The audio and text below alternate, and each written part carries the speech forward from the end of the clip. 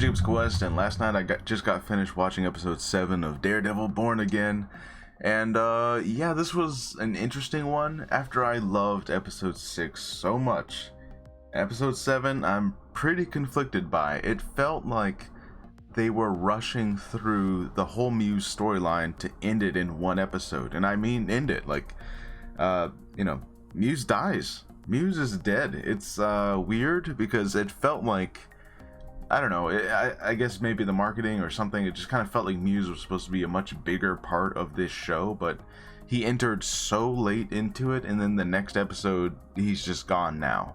I don't know, kind of seems strange, because now I'm just kind of feeling like, so what is this setup all about, really? You know, like, I know we're following Daredevil and we're following Kingpin, but I really thought Muse was going to be a much bigger part of this story.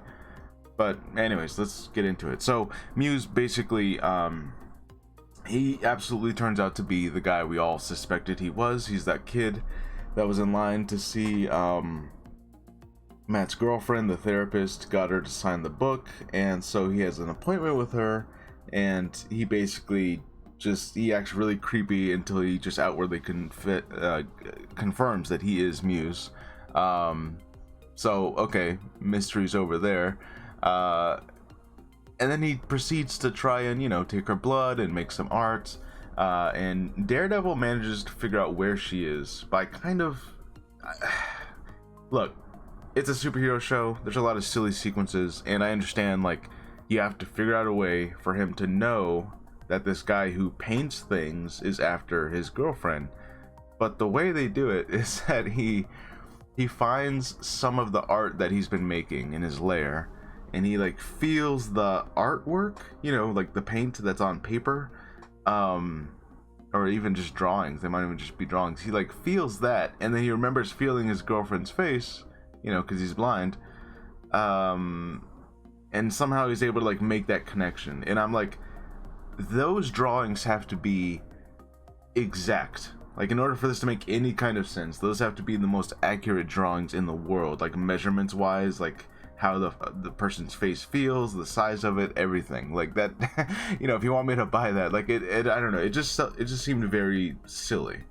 It felt like a very easy, like, okay, we couldn't think of any other way to like let Matt know that he's after his girlfriend, so sure, he touches this drawing that's on paper, and is able to somehow like know exactly who this is supposed to be. I don't know, whatever, I guess we're just going with it. Anyways, Daredevil shows up at the apartment and he fights Muse a whole bunch. Meanwhile, Kingpin has unleashed his task force, his vigilante task force, to take down Muse, right?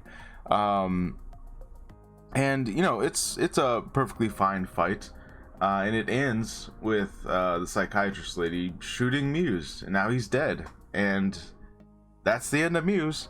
And basically what we end up with is the police show up. Daredevil's gone, girlfriend's been saved, she's like in the hospital, but she's alive. I thought for sure at least Muse would go out killing the girlfriend, because then it would at least have some kind of like bigger impact on the story. You're like, oh my god, she's dead. But not really, so I guess Muse is just gone.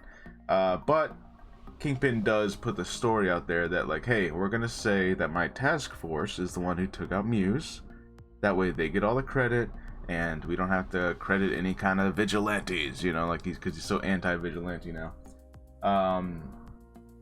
The other thing is that, of course, now he knows that Daredevil is active again since last episode, and he's all troubled by that.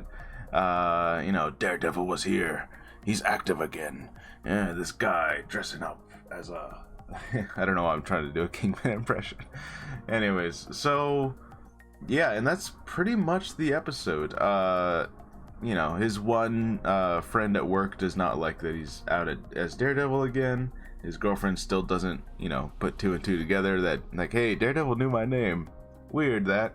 Anyways, and I guess the only other thing we really have going is that BB, the reporter girl, she's kind of getting in some hot water, because she's putting it out there that, no, it was Daredevil who stopped Muse, not the task force.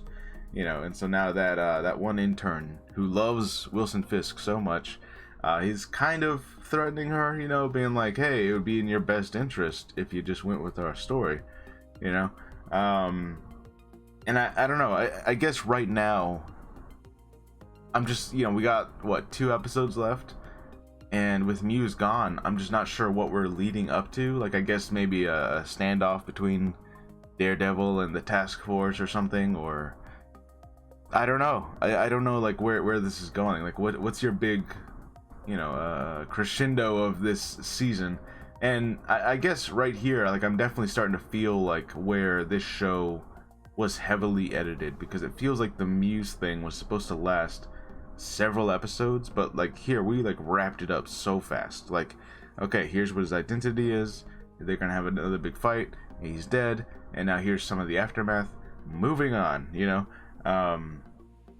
So yeah, I don't know, guys, it was pretty underwhelming, like the whole Muse wrap up.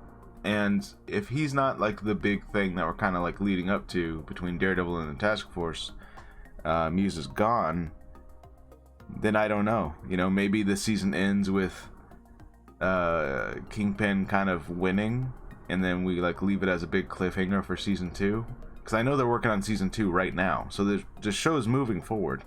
So I don't know. I guess I'm just hoping that they have something up their sleeve as far as like a satisfying, you know, ending for the season. Because right now, I'm just not sure where we're going, and we only got 2 episodes left. So, you know, episode 8 better like make it clear, like, oh, this is what we're doing for the end, you know, or something. Because I don't know, like, is it just gonna end with like, oh, his girlfriend finds out he's Daredevil? You know, I'm just gonna be like, so what?